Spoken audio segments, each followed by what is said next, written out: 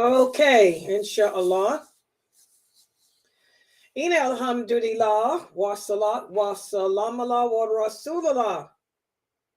Welcome to our class on the Articles of Belief.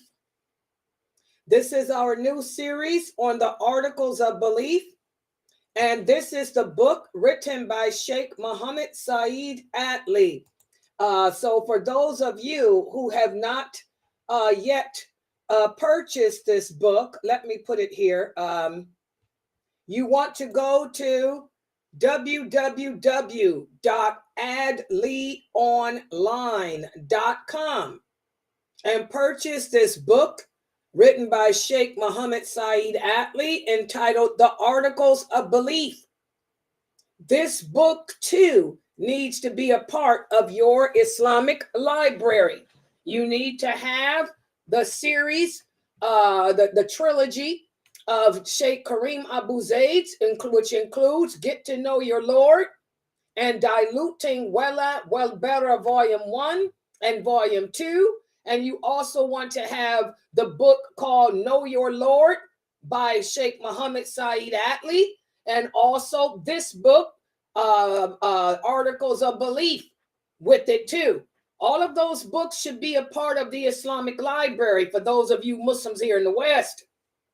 So many of you convert to Islam, but very few of you understand the meaning of the Shahada. And if you don't understand the meaning of that Shahada, then that means you're really lost. You're just really a Muslim in name, because your Aqeedah, your belief system, has to be the way Allah commanded it to be. And that's why Allah sent down those verses of the Quran to the companions. As Islam spread throughout the Arabian Peninsula, Allah had to remind the companions. He said, just because you say you're Muslim is not enough. Okay? Your faith has not been grounded in your heart yet. You're going to have to prove that you believe in Allah by making sacrifices for Him. Not just fulfilling the obligations that He has imposed upon us, but making sacrifices for Him too. And you have to assure that your belief is what He says it should be. He says that we're supposed to believe in all His books, all His prophets, all His angels. We have to believe everything that Allah has told us about those things. He commands us to believe in the day of judgment, to believe in what happens in the grave, to believe in all of that, the resurrection. We have to believe that stuff, even though we have a hard time comprehending it. We have to believe in the existence of paradise and hell, even though they're not a part of this world and we can't see them. We have to believe that the jinn do really exist, and that they are not our friends. We have to understand that, yes, there are good jinns and bad jinns, but you won't have to ever in your life worry about a good jinn, because if it's a good jinn is not going to have nothing to do with you, because the good jinns believe in Allah, and Allah has commanded all jinn to stay away from humans. So a good jinn ain't going to be hanging around you.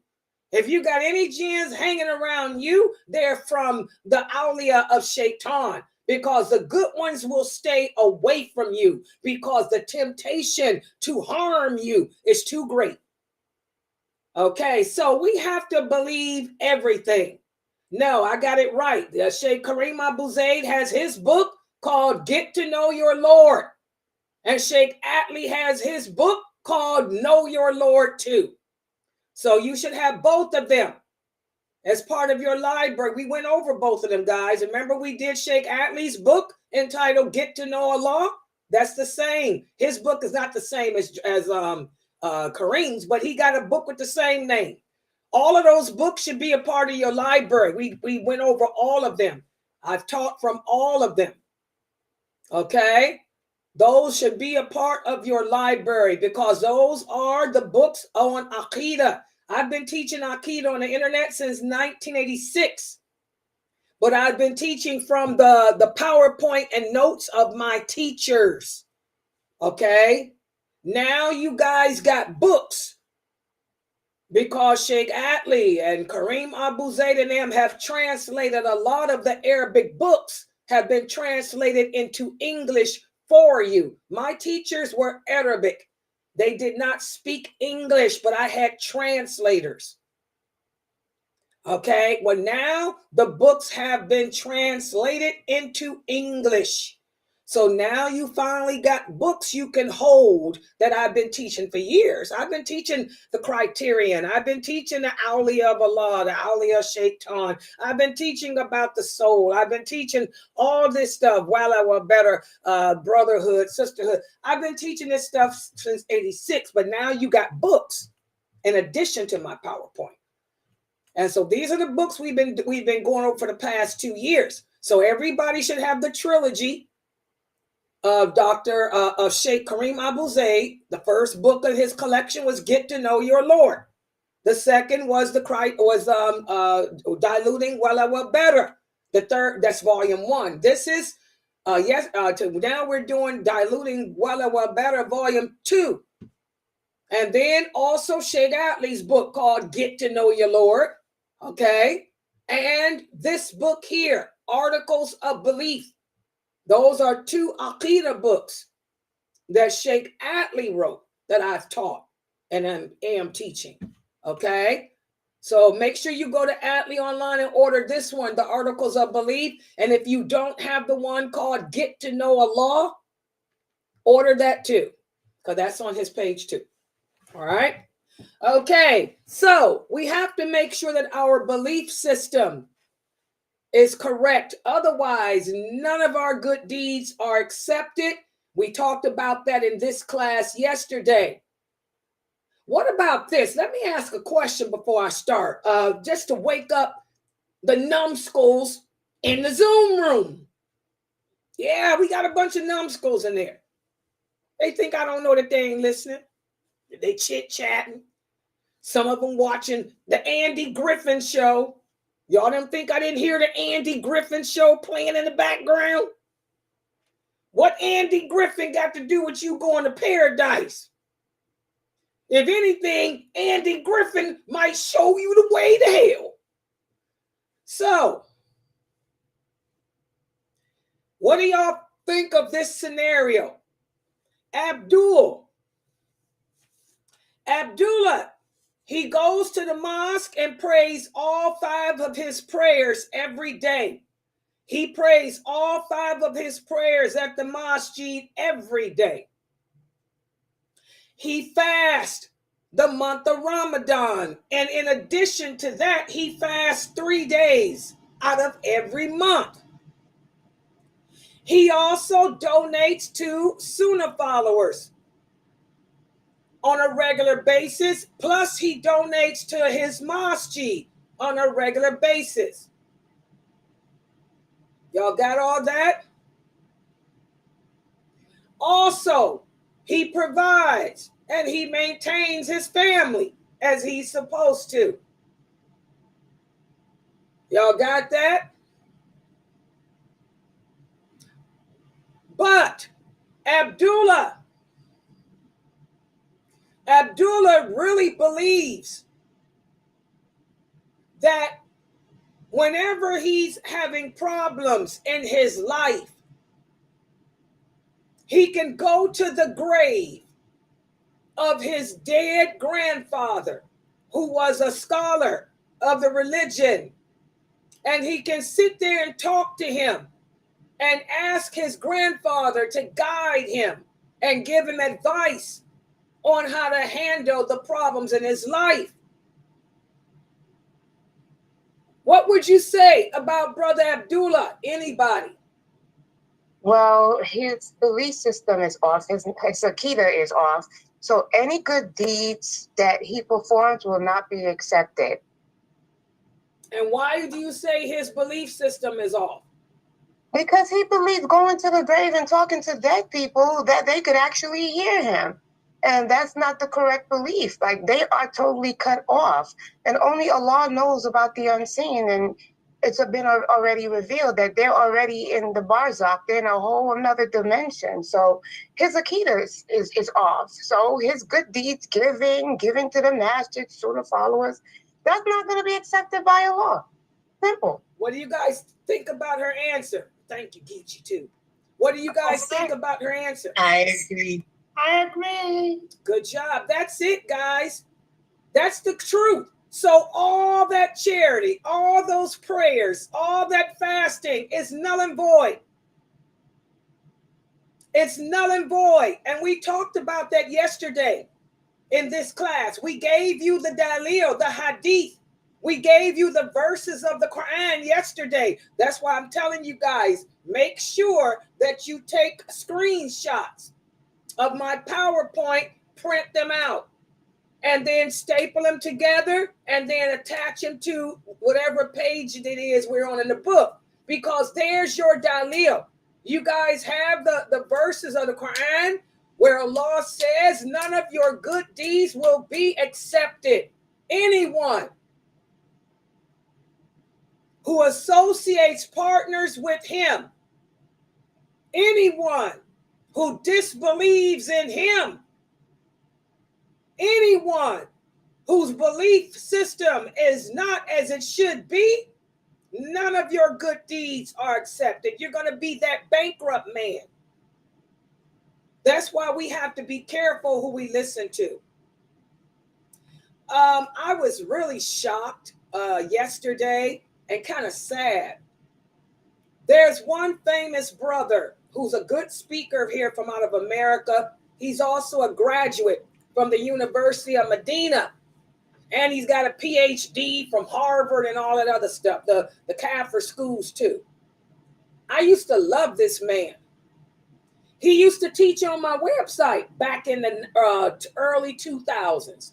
Back in the early 2000s, I even had videos of him where he would give lectures here on my website. But then something happened to him. He changed. And just yesterday, right there on YouTube, he just put up a new video 3 days ago. And he's talking about grave worship. I would not have believed it. I mean, I believe it because he's been doing this since he's become Sufi or something now. He's supposed to be Sufi now or something. But it hurts me because this brother was a graduate of Medina, and I loved this man. I really did. And for the sake of Allah.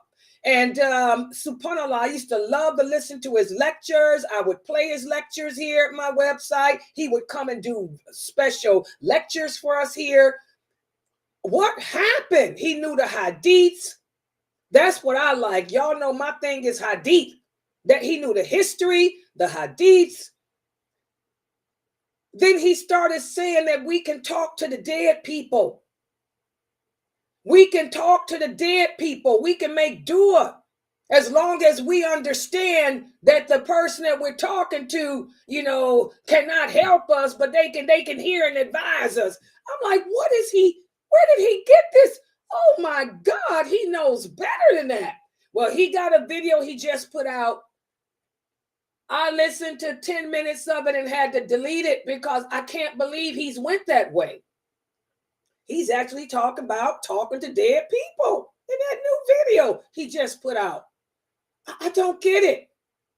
All your good deeds, man, if you're Aqeedah, and I look at a person like him, this is a man who really, I thought, had great understanding of the deen, but evidently he didn't.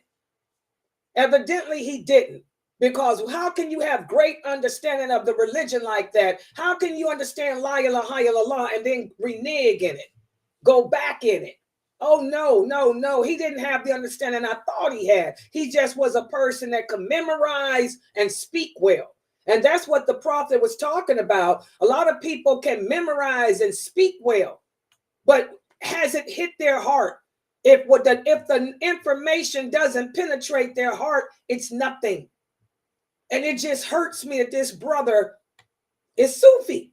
Now, he was upon the Sunnah, but now he's Sufi with those crazy Sufi beliefs. All his good deeds.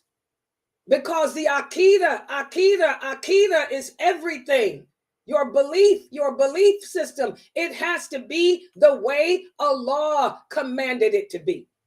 We can't go and make our own rules. We can't twist the verses of the Quran around to mean what we want them to mean. Allah is clear. Allah says in one verse, you cannot make the dead hear you, nor can you make the dead see you. That verse is clear. Allah doesn't speak in riddles.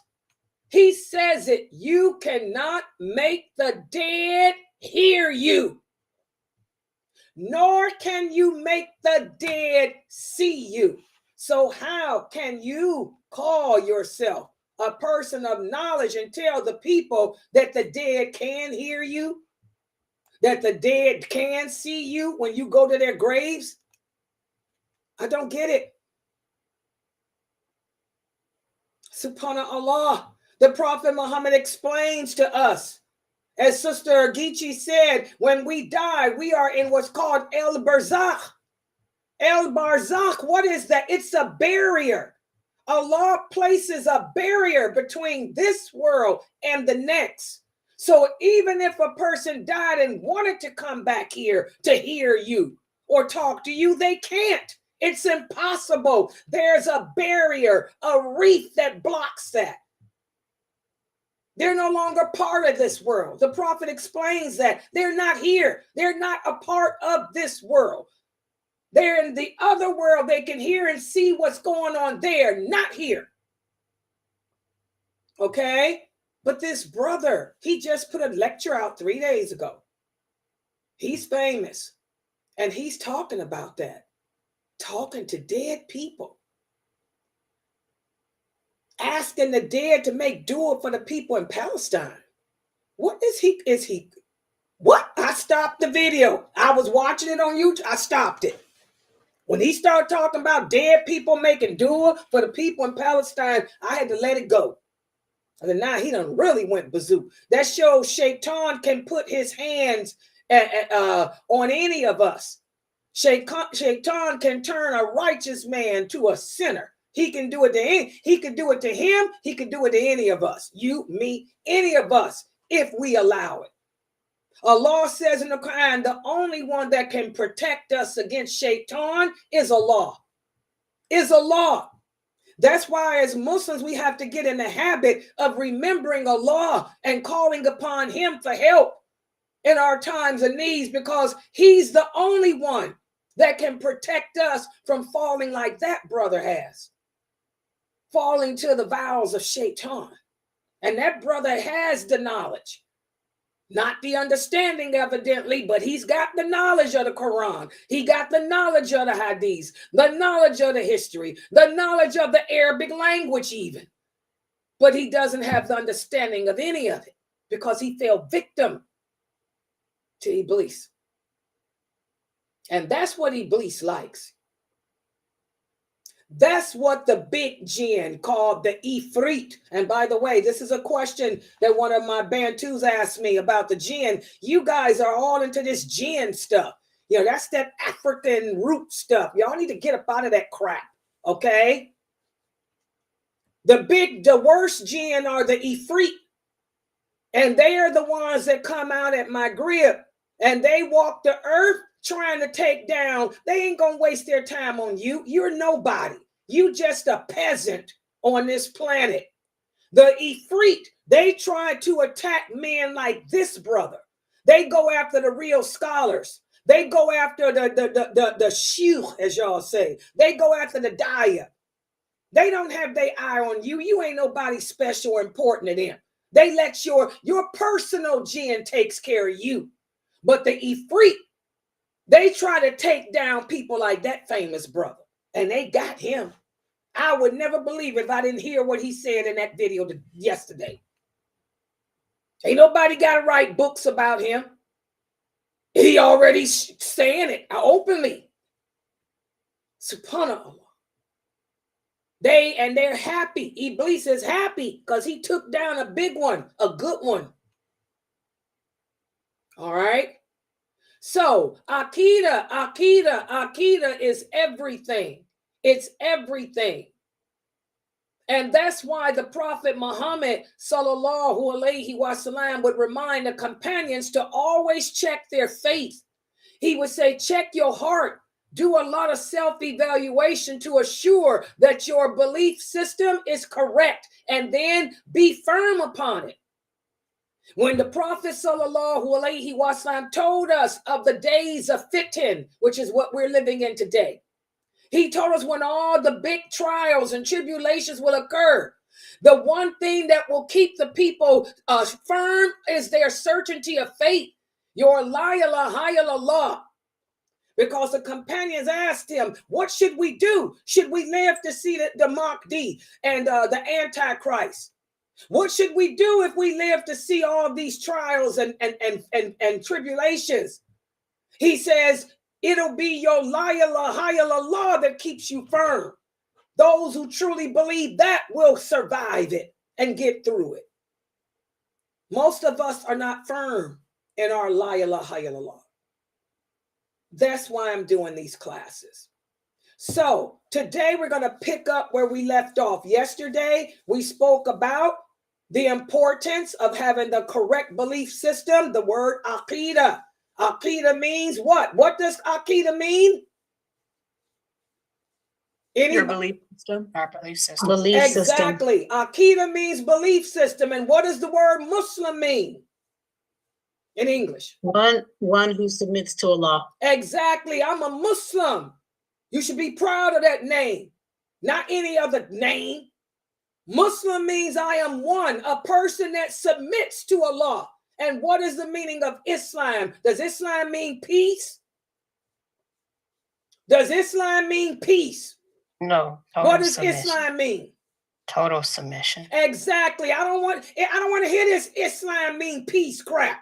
Y'all better stop listening to those ministers from Christianity who convert to Islam. Islam means total submission to Allah. That's your way of life. I am upon total submission. I submit my face, my soul to Allah. It don't mean peace. Okay? What peace got to do with it? What's love got to do with it? Hello? What's peace got to do with it? I'm into total submission to my Lord. Total submission means I'm going to obey him in everything he commands me to do. I'm not going to nitpick and pick and choose what to obey him in. I'm not going to keep questioning like you sisters and brothers are doing about them crazy dreadlocks. I had a person today ask me about dreadlocks. They're haram. I've given you the dalil. There, you got the proof. You people have to submit. Submit. And you better hope you don't die with them dreads in your hair. Somebody just did a funeral, a janazah. One of the sisters told me, the sisters here in America, I think she said, I forgot what community. But anyway, she sent me a text message. Some sister died and they did her washed her body. She said, Sister Layla, you speak the truth. She said, we had to wash this sister's body. She had dreads. She said, her scalp. She said that the scalp was white with crusted. She said it was ridiculous. She said we had to cut them nasty things out of her head. And we tried to wash her scalp clean of that filth that was in it. She said, Sister Layla, you are right. Them things are nasty. Yes, you can't comb your hair. You can't get to the scalp. I don't care how much you scratch. You got to dig and get that nasty, crusty stuff out. And she said the smell was horrible. As they scratched the crap out, the smell hit them. She said Lailanasheeba was talking about this. I'm not sitting here lying to y'all. I know my deen, guys. I don't know how to cook. Let me talk about me for a second. My best friend is Latifa. She'll tell you, Layla cannot cook. And I like to cook. It's become a hobby. I'll get there and try to experiment with HGTV cooking shows. Nothing comes out right. But I can't cook. Don't ask me about sewing. My mother had me take sewing classes when I was a kid. Home economics. I can't sew, can't make nothing. I can't even stitch up a pair of pants. I'll just go buy a new pair. I don't know nothing about sewing. I don't know nothing about cooking. Don't ask me about birthing babies. I only had one child in my life. Lord, I almost died with her. Y'all know I'm a hypochondriac. I couldn't even breastfeed. Hello, Latifa will tell you. Latifa and my other best friend Aisha had to drive 3 times a day to help me breastfeed my baby. I don't know nothing about breastfeeding, nothing about raising no birthing no babies. But I do know my religion. That's what I do know. This is what I do best. Do y'all think I'm going to sit here and talk just to talk? I love Allah. I love the Prophet, sallallahu alaihi wasallam. I love the companions. And I love me. I'm trying to save me from hell. I'm not sitting here telling y'all stuff because I'm trying to get hits. I'm telling y'all stuff because I fear Allah. And I want you to too. When I tell y'all them dreadlocks are haram, I've given you evidence. I've given you the clear verses. But you don't want to accept it. You can't submit. So you end up like this sister whose body they had to wash. And they say, Layla, it was horrific. And she was a good sister. She loved her dreadlocks. She used to take care of hers too. There's no such thing as taking care of hair that you don't take care of. Unless you comb it, like the Prophet Muhammad said, unless you oil your scalp and hair, and unless you comb it through, you ain't combing through a dreadlock. And unless you brush it, and unless you clean it, that's not taking care of it. You sisters have to take them things loose, like the Prophet told the man at the mosque who had knots. He said, you got to take that stuff out and comb through it. You ain't combing through a dreadlock. You letting it just filth up. And you sisters are going to answer to Allah for that. Y'all are going to answer because I gave y'all the clear proof. And then when you getting washed, your body getting washed when you dead, the other sisters around have to put a mask on because the smell when they scratched that crap up was so bad. And this stuff just she said it was like wax, just cracked up. It's nasty. It's filthy. Y'all better cut that crap out and do like the Prophet said, comb, brush, oil, and comb through it. Like he told that man, comb through that stuff. Comb through it. You're not combing through a dreadlock. You just combing around it. People, y'all better get it together. Wear French braids. What's wrong with braids? Braids are beautiful and clean. All right. So we have to submit. That's what Muslim mean. When I say I am a Muslim, I am saying that I am a person who submits to my Lord. When I say my religion is Islam, I am saying I am upon total submission to my Lord. I confirm, I do whatever he tells me to do. I don't question him. All I say is, oh Allah, I hear and I obey. I'm at your service, my Lord. You said it's haram. I saw the evidence. I saw the clear evidence. The prophet said, comb through it, oil it, clean it. The prophet said, don't let your hair knot up like the jinn. The prophet said, there's a tree. Here's another dalil, Bukhari. There's a tree that grows from the pit of hell called the Zakum tree. Its fruit is like the heads of jinn, knotted up, knotted up. They don't comb through it. You people stop walking around looking like shaitans, like jinn. Do the opposite. Do the opposite of the jinn. Stop doing that with your hair. You look like Medusa.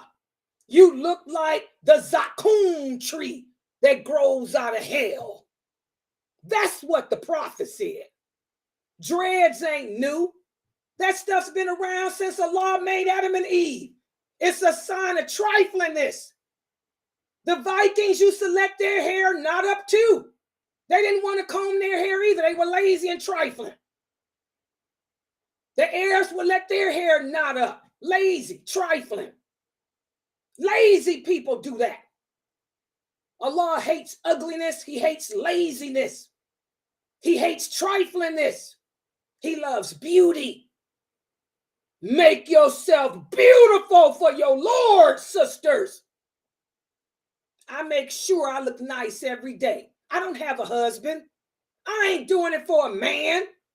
I do it for my Lord. So if I drop dead right now and Latifah got to come to my house with Mukhtar's wife and daughters and his mother to clean my body, they can say Layla went out beautifully. Beautifully. And they take off my hijab. Oh, her hair, her scalp, clean, beautiful. Y'all need to start thinking about death while you sitting there kissing them nasty, filthy dreads. All right? Okay. I think I broke it down. I don't know what's up with y'all in these locks. And by the way, we got Caucasians. Did y'all see the new one? Caucasians wearing them too. They trifling too. We got some trifling Caucasians letting their hair knot up too. Just nasty. Trifling. All right. So let's do what Allah says do. Make sure that we obey him, even if it's something that you don't like. Train your soul to comply. So let's put the PowerPoint up. We're going to pick up. That's where we stopped off yesterday. Obedience to Allah. We're going to pick up today with pages. What's the page number, y'all? So we starting with for this one again? Is it 6, Sabrina? Page 6. Pages 6 through 10. Yeah, 6 through 10. So everybody get the book. Let me put, and by the way, I'm screen sharing the people on Zoom to Facebook today, right now, because I couldn't open up Twitch. Okay, let's take out your books and make sure y'all take screenshots of my PowerPoint. Where's the PowerPoint? Articles 2. And this is the second session, yeah. Inshallah. Yeah, take it down, Sister Layla. Don't forget. Oh, okay. And this is, let me get over here. Yeah, and hold on. And wait a minute. Can't work all this stuff with these cameras. Okay, everybody, let's see. Now, okay, is this it? Let's wait a minute. There it is. I'm going to make it full screen. That's the book, The Articles of Belief. Wait a minute, I'm going to make it bigger. Give me a minute. Where's my PowerPoint? Yeah, there's nothing wrong with braids. The Prophet Muhammad wore braids. His wives wore braids. But he got on them Arabs about them knots, them dreadlocks. He said, comb that stuff out. He said, you got to take a comb and comb through it. That's what it says in Arabic. Comb through it. That's why you have to learn the Fusha. You read the Arabic, as Sister Wafat says, it says comb through it. Comb through it. She said, you have to comb through that stuff. You ain't combing through no dreadlock. Yeah. Okay, so pages 6 through 10. Pages 6 through 10. Can y'all see this? Or is it stuck? Yeah, we can see it. Oh, on YouTube it's fine. Yeah. Wait a minute. No, this is it. I didn't turn it on. Wait a minute. Why is it doing that? Am I on YouTube there? I forgot I got to turn this. There's Facebook.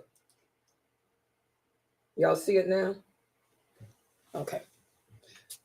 The Zoom people, y'all see that? There it is. Okay, there. That's Facebook on the Zoom. All right, so pages 6 through 10. We're going to continue. And by the way, you can get the book by going to www.atleeonline.com. That's the book here on the left, The Articles of Belief, Muhammad S. Atlee. There's the old man.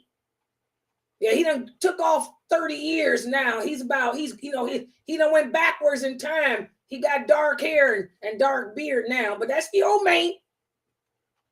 My old man. And there's your girl. Hello. Now, and there's Sunnahfollowers.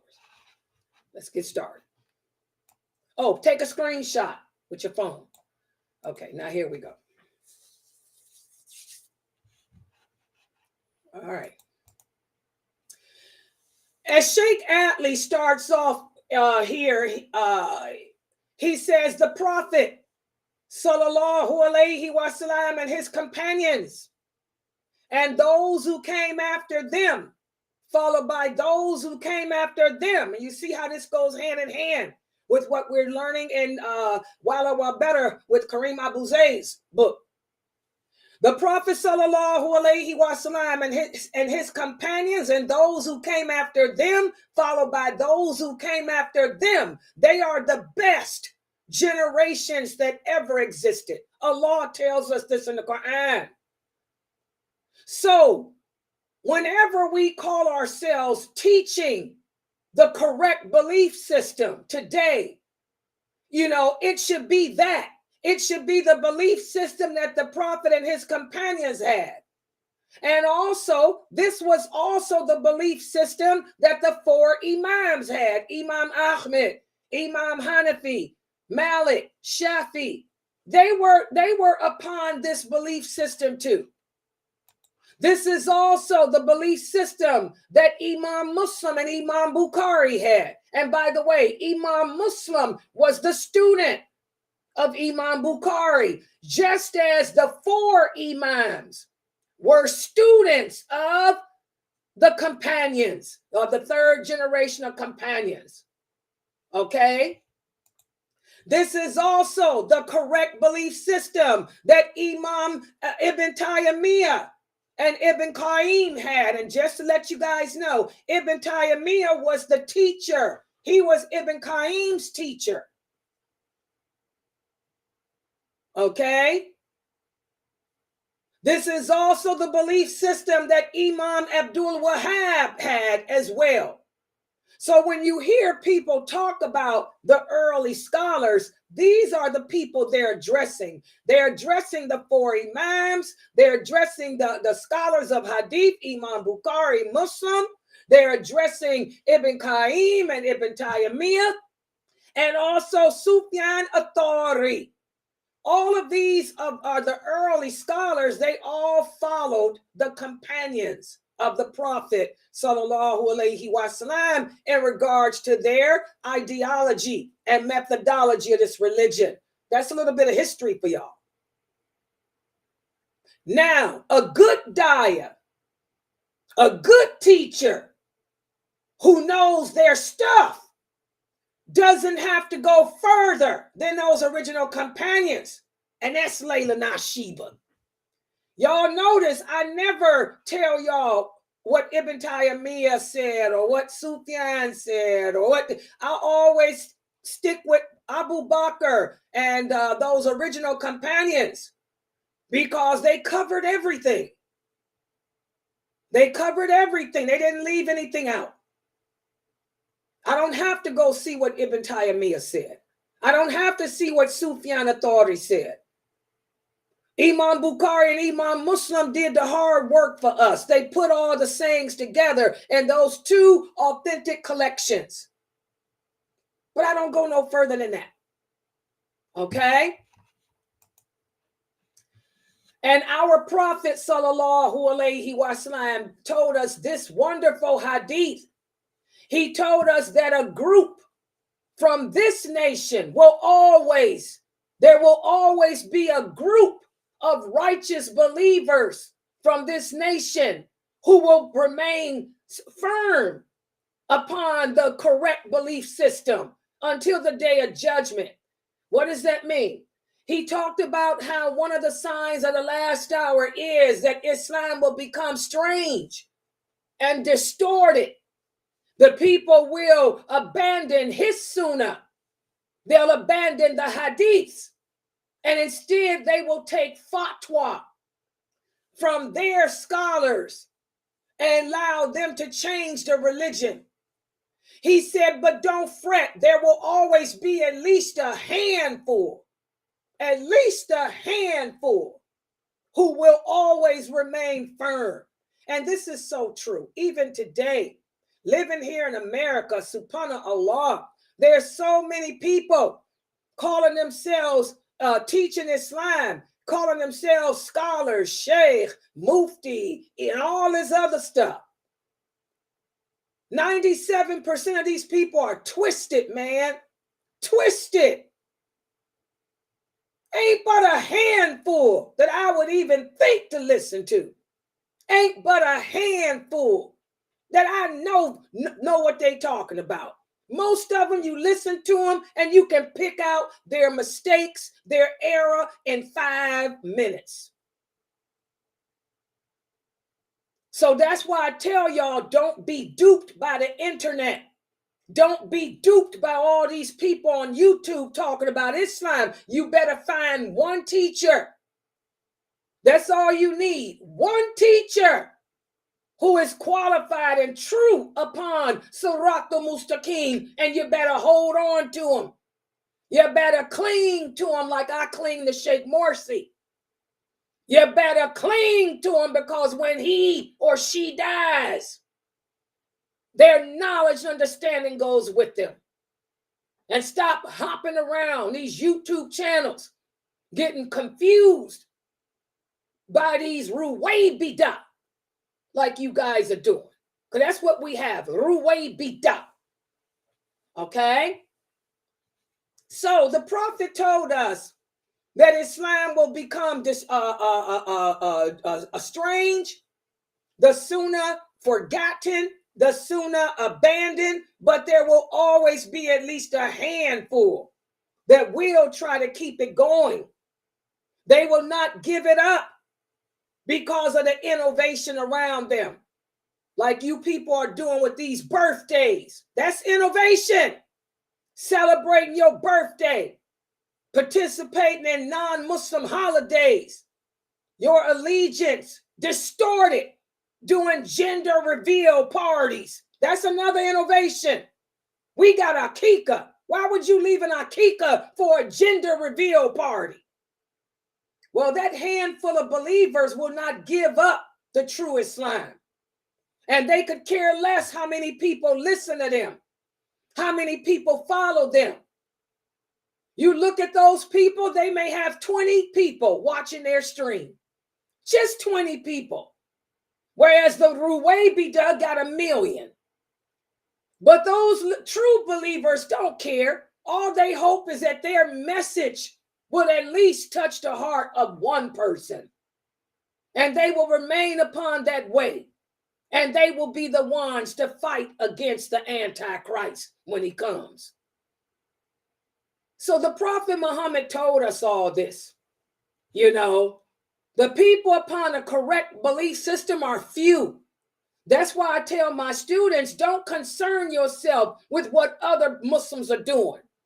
Concern yourself with yourself.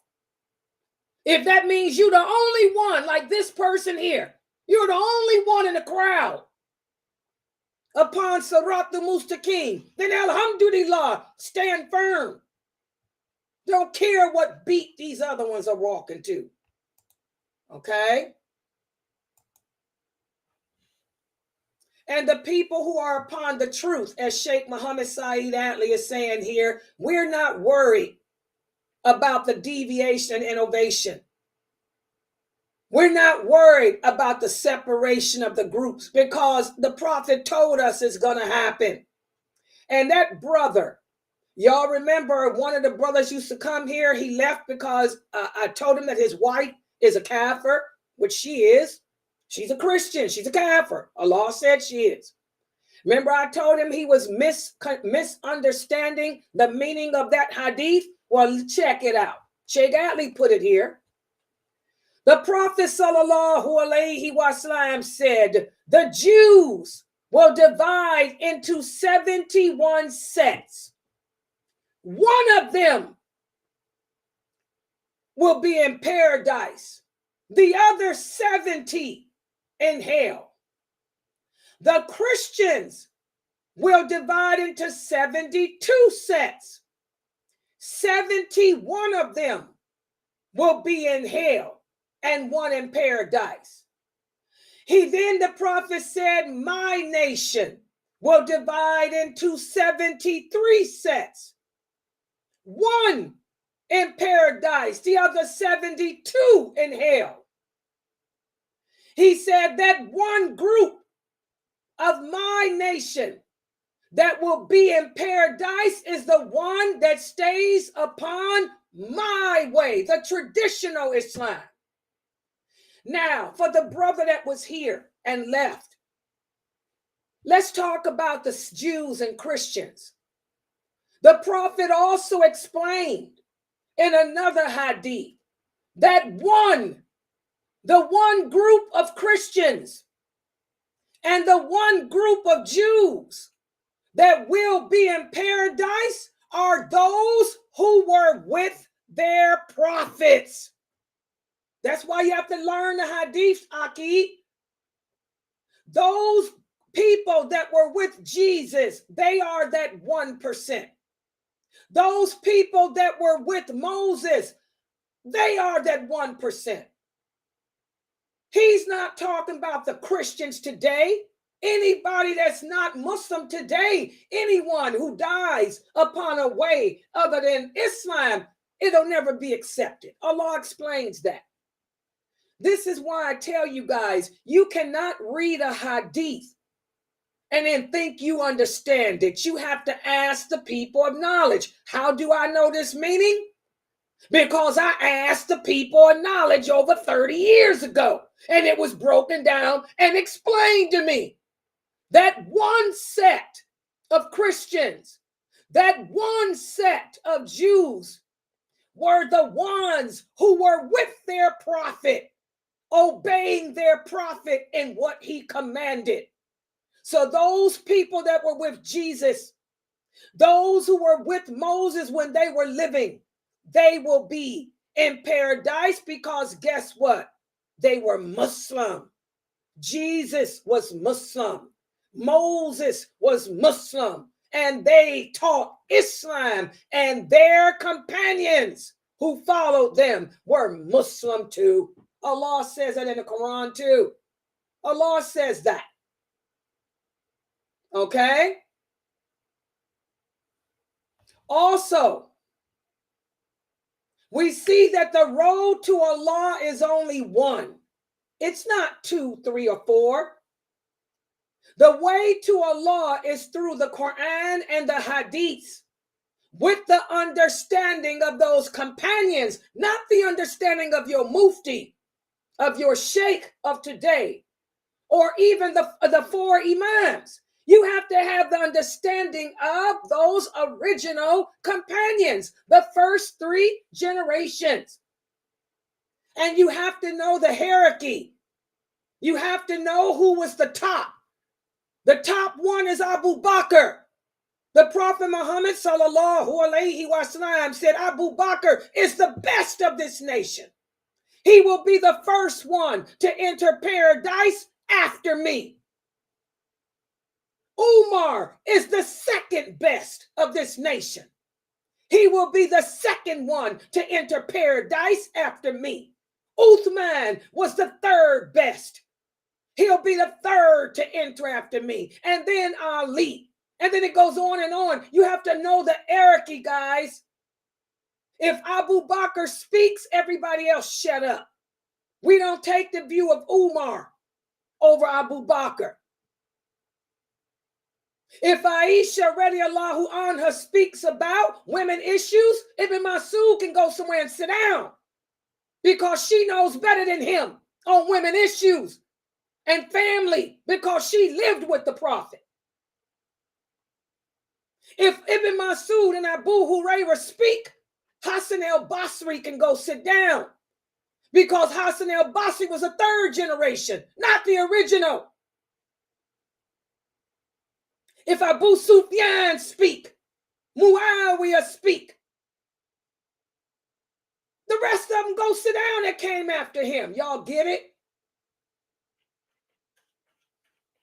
So, you know, this is why I tell you guys all the time, you want the new shahadas. Y'all want to understand this religion. Stop learning from fatwa. Stop learning from your sheikh. You better learn from these companions. If your teacher is giving you the understanding that these companions had, then alhamdulillah. But if your teacher is teaching you based on a madhab or based on a fatwa, you let that go. Y'all understand that? Because Allah said nobody understands this religion better than those 3 generations. And that's why every day we stand to pray. We make that statement in that Fatiha, which is another reason why you shahadas got to learn the Fatiha. The Fatiha is not in English. It's in Arabic. You got to learn how to pray correctly. Your personal supplications can be in whatever language you speak. But you have to pray the way the Prophet taught us to pray. He taught us the Fatiha. He taught us the Tashahhud. They have to be in Arabic, not in English, not in Spanish. Parle français. Okay? Every time you pronounce that Fatiha, one of the verses that we say is, "Oh Allah, guide us to the straight path."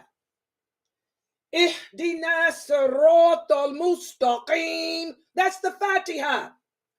Ihdina siratal mustaqim. You're asking Allah to guide you to the straight path.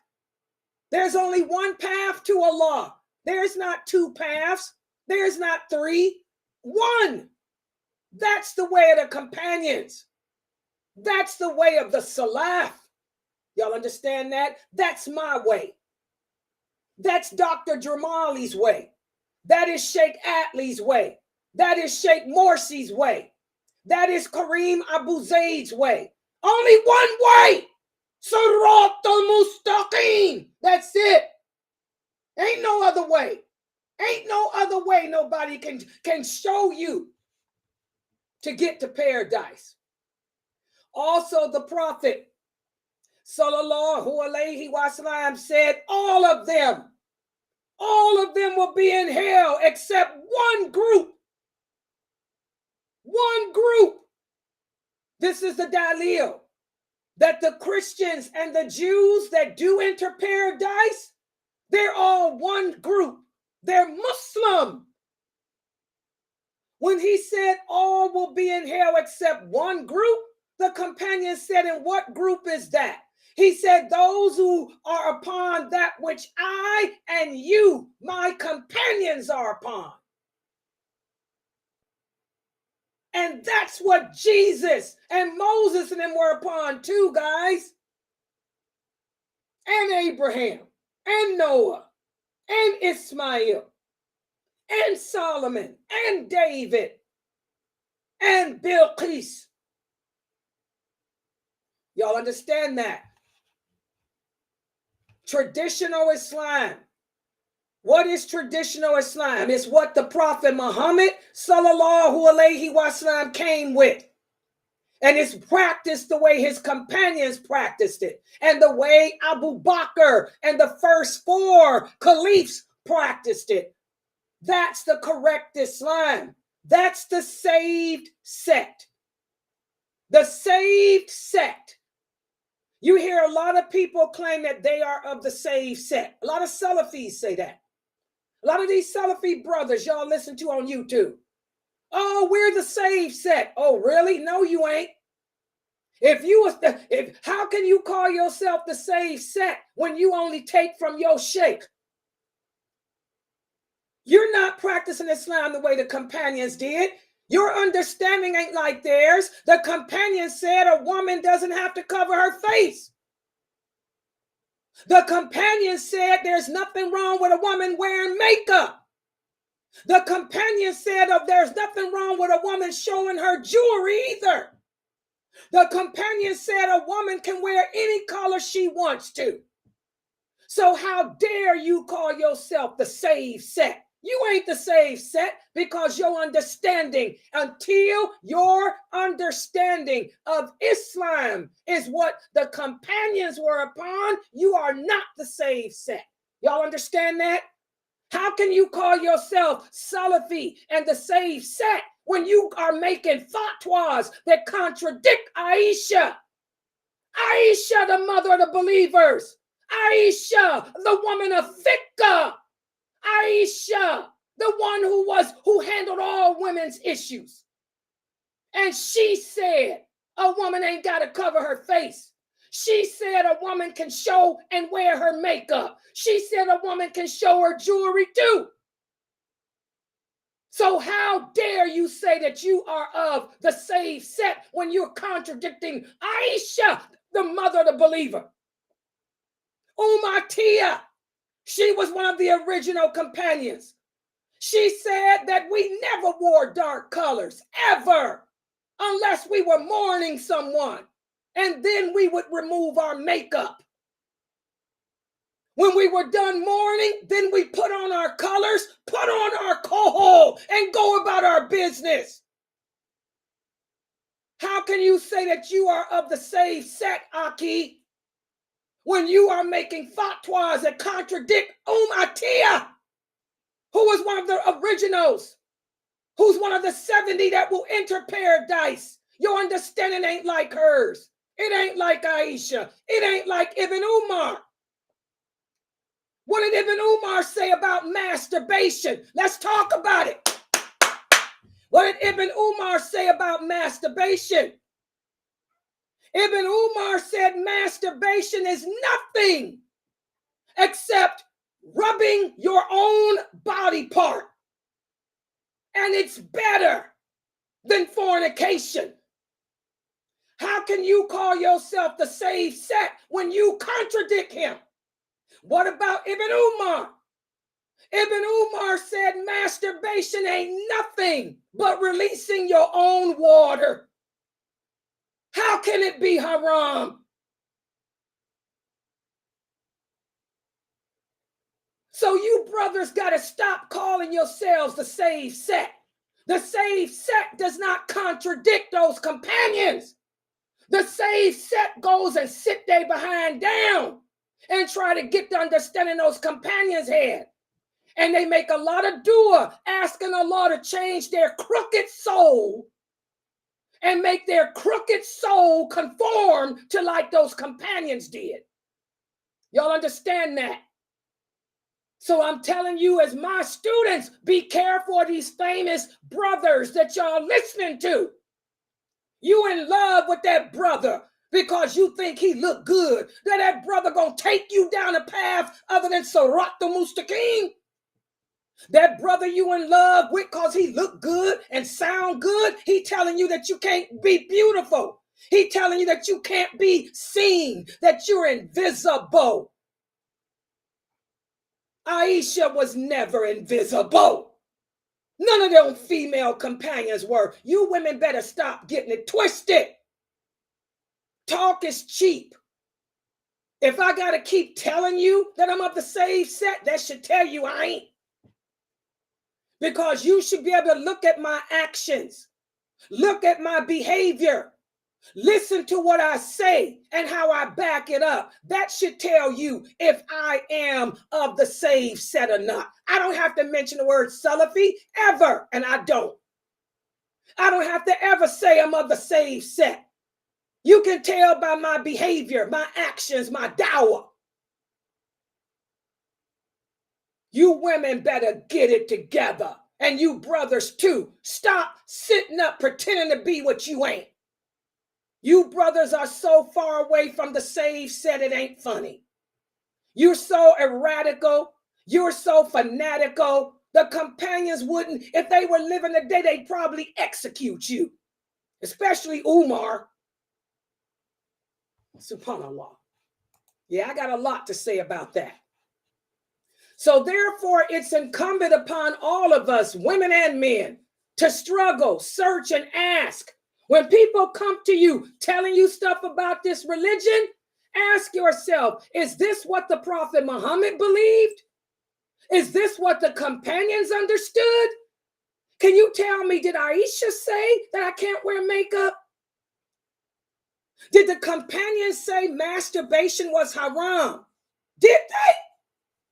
Or did the companions say, like Az-Zubair did, the Prophet never mentioned it to us? And we used to go out and fight battles and we masturbated. The Prophet never told us it was haram. These are all authentic hadiths. But see, most Muslims today don't know the hadith. Like I told you, Ruwaybida, they're learning fatwa from their scholars. So when people tell you what you can't do, is this what the Prophet said? Is this what the companions believe? You guys asked me about dreadlocks. I didn't go look up what Albani said. I told you what the Prophet said about him. I told you what he said about hair. I even told you that he said the jinn looked that way. And he told us don't be like the jinn. Do the opposite of them. I broke it down. And I told you that's the understanding the companions had too. That's the understanding that Salama had. That's what Aisha said. Comb your hair. Comb it through. Comb it through. That's what it says in Arabic. The Arabic word means comb it through, sisters. You got to learn Fusha. Okay? That's what they believe about dreadlocks. It's haram. It's ugly. It's imitating the jinn. That's their understanding. So we need to believe like them, understand what they understood and not deviate. As Sheikh Muhammad Saeed Atli says here, don't deviate even an inch because you can never out-trump those companions. You can never be better than them. You can never know more than them. And your fear of Allah will never, ever be greater than theirs. When Abu Bakr, radiallahu anha, wanted to know something, he didn't have to go search through the tafsir of Ibn Kathir. There was no tafsir of Ibn Kathir back then. Umar, he didn't have to run and go get Sahih Muslim. They heard directly from the mouth of the Prophet. What did they say? The Prophet mentioned nothing about masturbation, period. And Arabic was their language. So they didn't have a need for a dictionary or a lexicon. If they didn't understand something, they would ask him. And they would look at his actions. The same with his wives, Aisha. Aisha wore makeup. His daughter Fatima, look at the hadith in Bukhari when they made Hajj. When the word came down about the hadith, she said, okay, well, let me go and remove my kohol, my makeup. Let me go take my makeup off then. Subhanallah, those women wore makeup.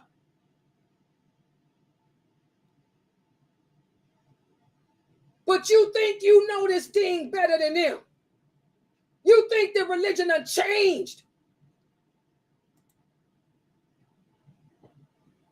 And again, it all begins with belief in Allah. People ask me, Sister Layla, why do people impose conditions into the religion that shouldn't be there?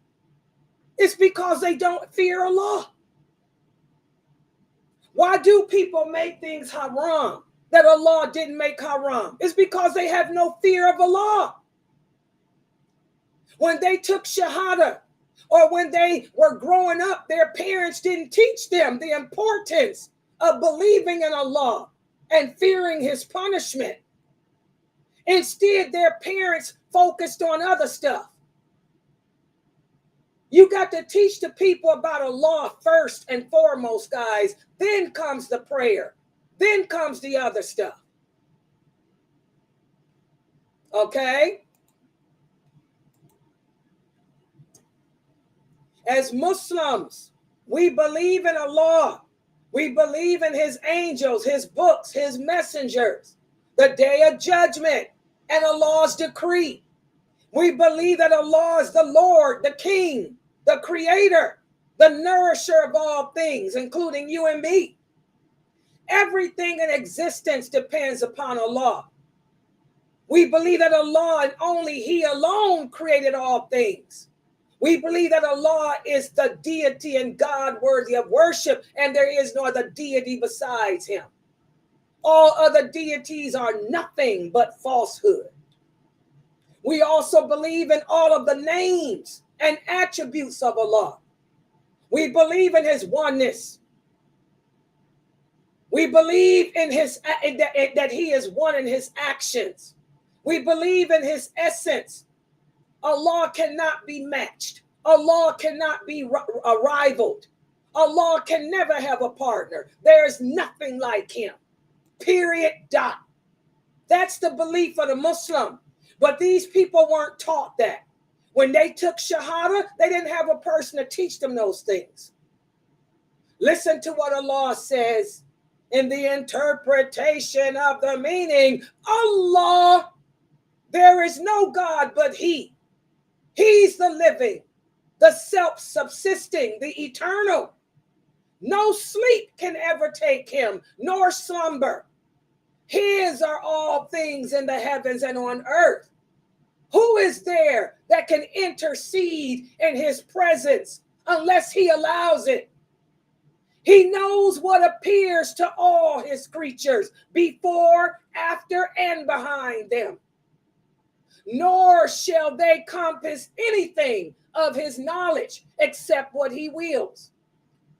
His throne extends over the heavens and the earth, and he never gets tired in guarding and preserving us because he is the most high. He is the supreme. That is Allah. That's what these Muslim women and men should have been taught when they converted to Islam. That's what these Muslim women and men should have been taught when they were growing up in Islam. But their parents failed them. Their parents failed them. Their parents failed them, as we talked about in my 6 o'clock class. The souls were created after Allah created Adam. All the souls of all humanity was created then.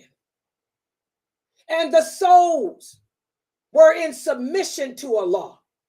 And the souls are kept wherever Allah houses them now, still in submission to Allah. But when Allah orders a soul to be placed in the fetus of a child, that child then becomes born, sometimes it doesn't. And that child comes into the world innocent and dependent upon Allah, knowing that it has to trust in Allah for its survival, knowing that only Allah can save it, protect it, make it live or make it not. And then as that child gets older, the parents are the one in control now. Before the child was born, it was nurtured in the mother's womb by the angels through the command of Allah. But now that it's been pushed out into this world, it's now in the arms of its parents. And now the parent begins to shape the child. The parents begin to mold the child. The parents begin to expose the child, the soul, to these different things that it's never seen before. And the soul is curious because, as Allah says in the Quran, the soul is attracted to what's dirty.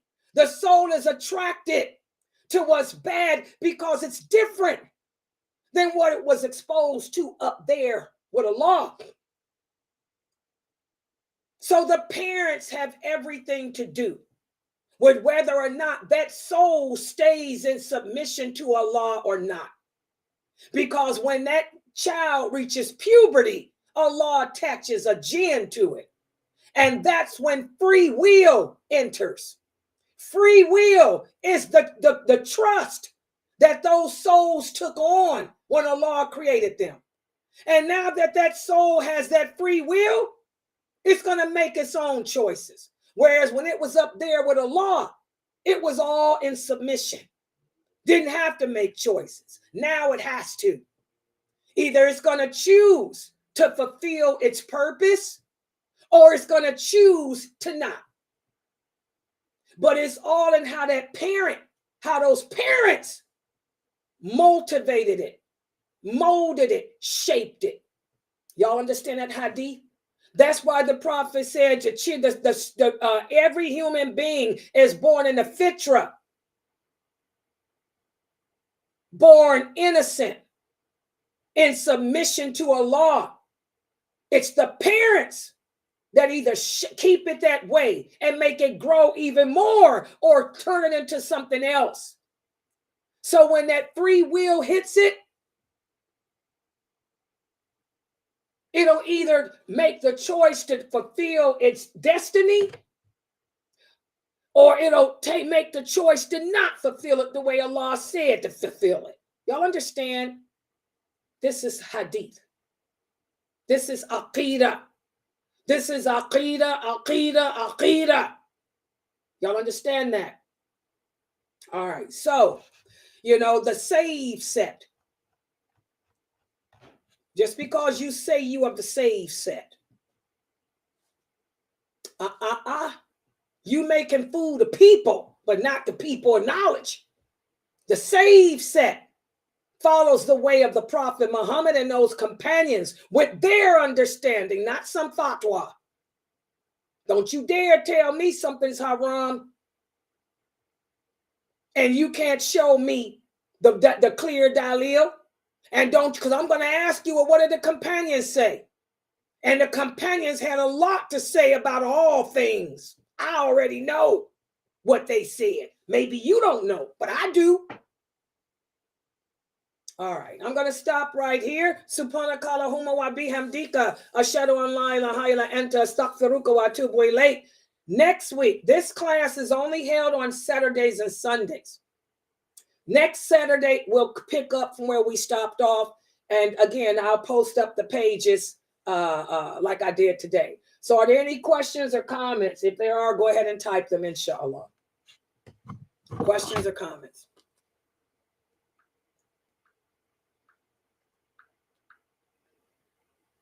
And by the way, let me remind everybody, this Friday,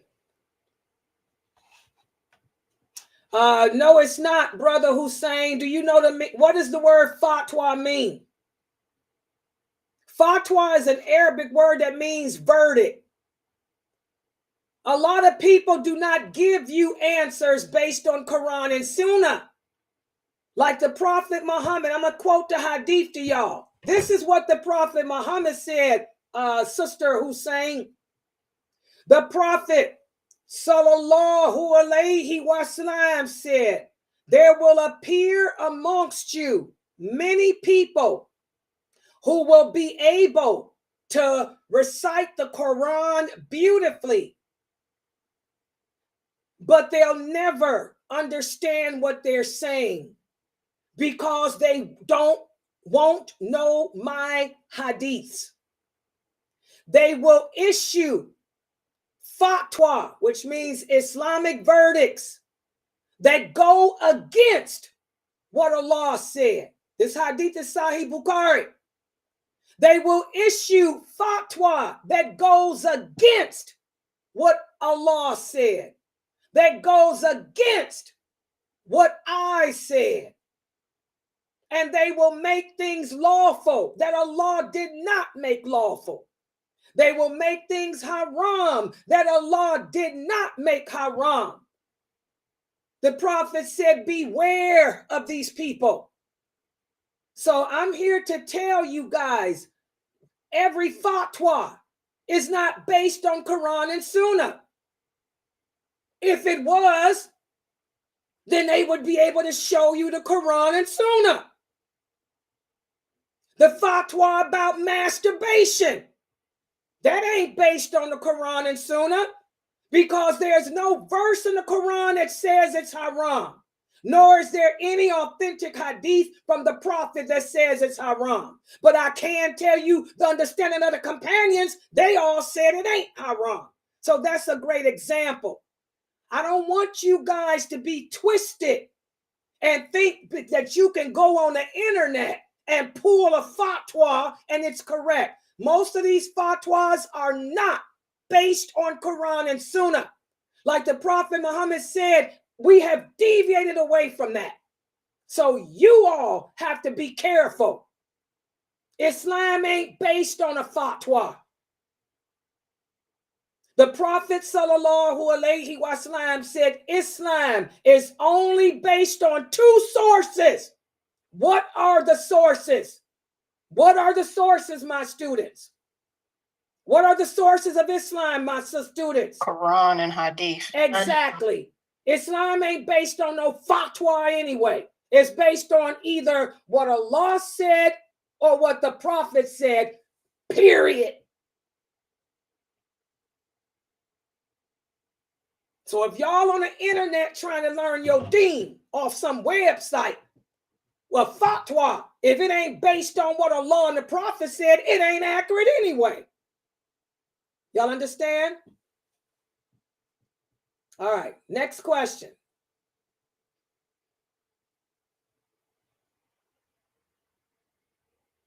Sister Hussein, I think I was very clear. I think that most people understand what I'm saying very clearly. I think I was, do you guys think I was clear in what I said?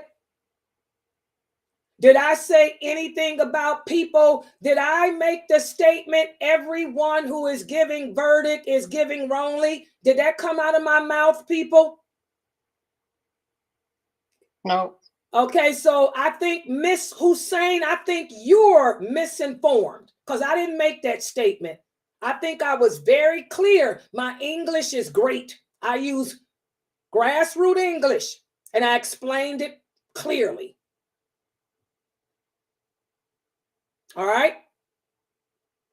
And if you want to deal with fatwa, that's your business. My students deal with nothing but Quran and Sunnah. They don't deal with fatwa, period. They don't have to because they know the hadiths and they know the Quran. All right. Next question. Any other questions? Yeah.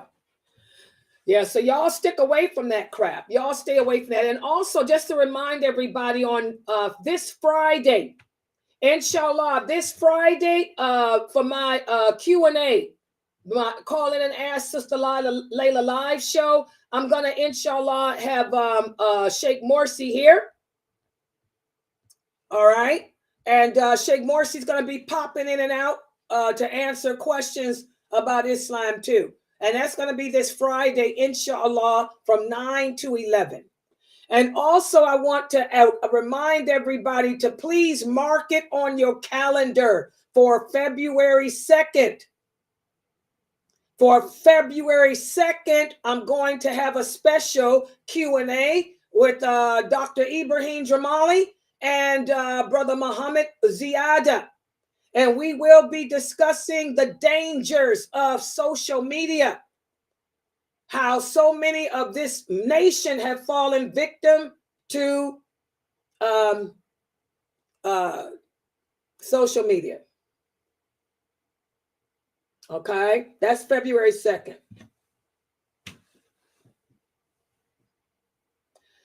Sister Hussein, what people you clearing to? The people listening here are my students, and they take what I say. They already know what I'm talking about. And the people at my website don't deal with fatwa. It's like you are trying to turn my people to fatwa. My people are Quran wa Sunnah. So I don't know what you're talking about. My students don't have to look at anybody's fatwa.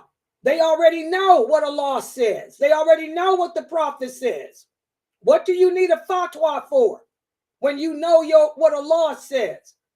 So I still don't know what you're talking about. My people ain't into that. This is the wrong website. We don't do fatwa here.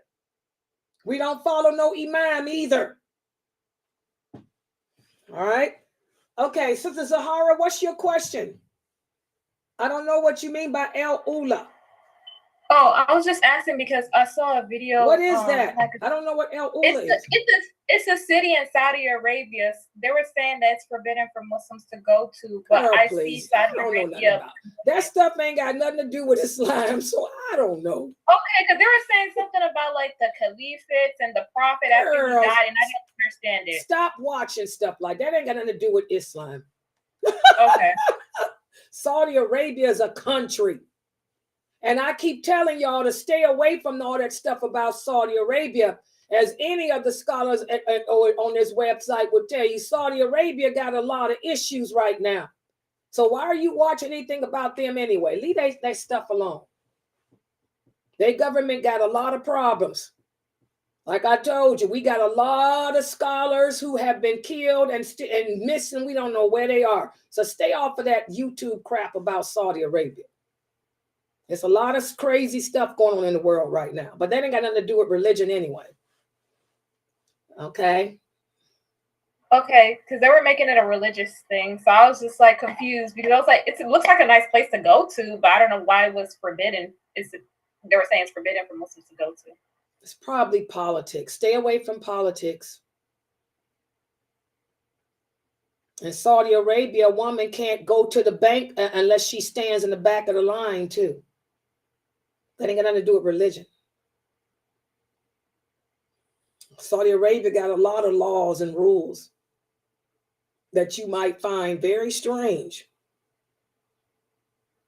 Okay, so that ain't nothing to do with religion, though. Okay. I have a question. Yeah, go ahead. Can you translate or explain that in your notes you said the asma and sifat of Allah? The names and attributes of Allah. Oh, okay. Thank you. Yeah. The names and attributes and essence of Allah. Names, attributes, and essence. Sister Mina, just get this person up out of here. Ain't nobody got time for that. Nobody got time for some shaitan coming in here with their fatwa banging, shaitan banging behind. Get up out of here. How you going to listen to a person teach about the hadith and you going to come in here fatwaing it? Get up out of here. I ain't got time for these dummies.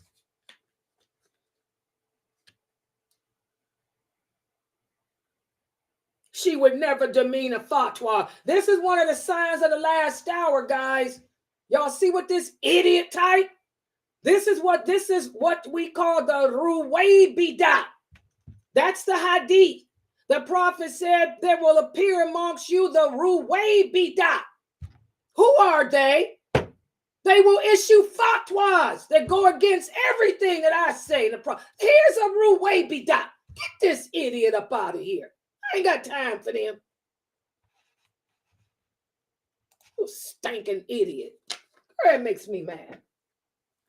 I can't stand, I take that personal when people try to, put down the Sunnah. That I don't like that. Gets my anxiety going. Yeah, any other questions or comments, guys? And so Friday, we got Sheikh Morsi. He'll be popping in and out for the Q&A. And tomorrow is Monday, right? Tomorrow, inshallah, the 6 o'clock class is with from Sheikh Kareem Abu Zaid's book. I'll be posting the pages up.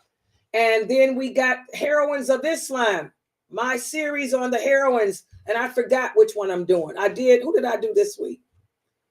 I did Myra. Okay, so I think I'm going to do Nusayba. That's tomorrow at 9 o'clock. All right, I'm going to close out for right now. Inshallah, I'll see you guys tomorrow. The Zoom room is open. Subhanakallahumma wa bihamdika ashhadu an la ilaha illa anta astaghfiruka wa atubu ilayk.